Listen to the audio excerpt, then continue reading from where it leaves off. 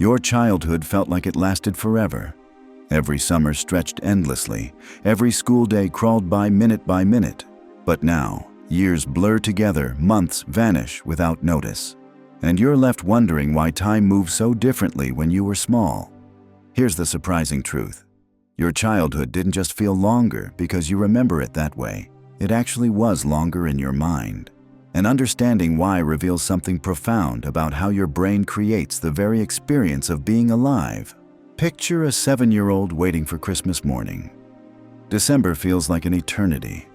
Every day drags with anticipation. Now picture yourself last December. It arrived, happened, and disappeared before you even processed it. Same calendar, same 24-hour days, but completely different experiences of time itself. Most people think this is just nostalgia playing tricks.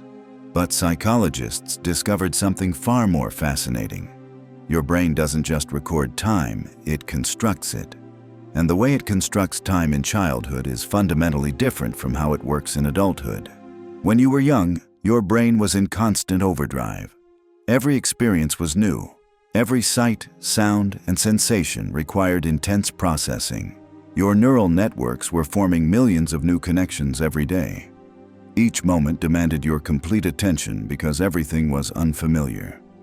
This created what researchers call high temporal density. Your brain packed more information into each unit of time, making those units feel longer and more substantial. But here's what no one tells you.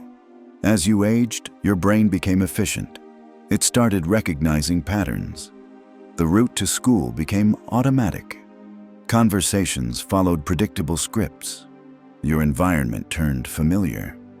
This efficiency saved energy, but it came with a cost.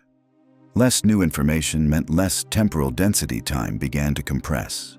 The proportional theory explains this mathematically.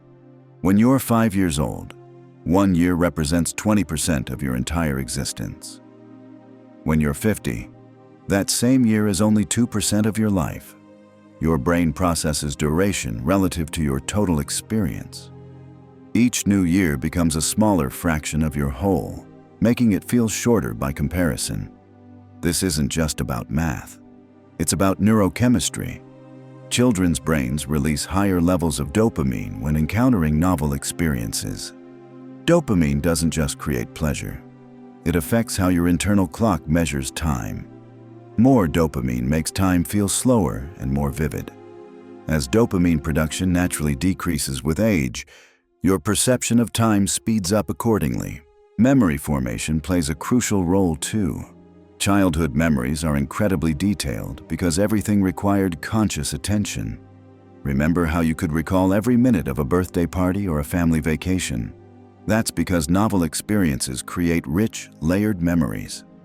Adult routines create sparse memories. When you look back, childhood seems longer because you have more distinct memories to fill that space.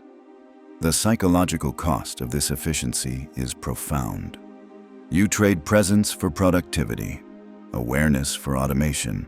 The very mechanisms that make you a competent adult also make time feel like it's slipping away. You become skilled at life, but less conscious of living it. Some people instinctively fight this. They seek new experiences, travel to unfamiliar places, learn challenging skills, take different routes home. These aren't just lifestyle choices. They're attempts to slow down subjective time by forcing their brains back into that childhood state of constant processing. But here's the deeper insight. You can't return to childhood's time perception, but you can understand why it worked. Children live in a state of natural mindfulness. Everything captures their attention because everything is worth noticing. They don't multitask or rush through moments. They inhabit them completely. The irony is striking. You spent your childhood wanting to grow up and make time move faster. Now you'd give anything to slow it down again. The very development that gave you independence also accelerated your experience of time passing. Your childhood felt longer because your brain was designed to make it longer. Every moment mattered because you were still becoming who you would be.